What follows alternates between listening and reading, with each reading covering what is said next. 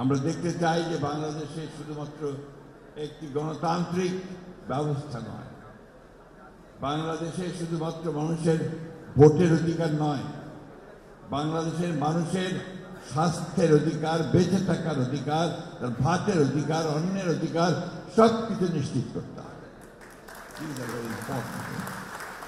আমি সব শেষে আজকে আমাকে এখানে আমন্ত্রণ জানানোর জন্য আপনাদেরকে আন্তরিক ধন্যবাদ এবং কৃতজ্ঞতা জানাচ্ছি।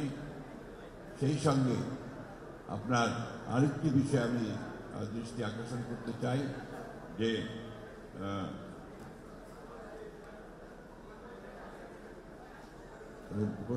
হচ্ছে যে দুর্ভাগ্যজনকভাবে আমাদের সেই ফ্যাসিস্ট বিরোধী আন্দোলন চলার সময় আমাদের অনেক চিকিৎসককে তাদেরকে বাধাগ্রস্ত করা হয়েছে চিকিৎসা দিতে, আহতদেরকে, এবং তাদের উদ্ধারের ব্যবস্থা নেওয়া হয়েছে।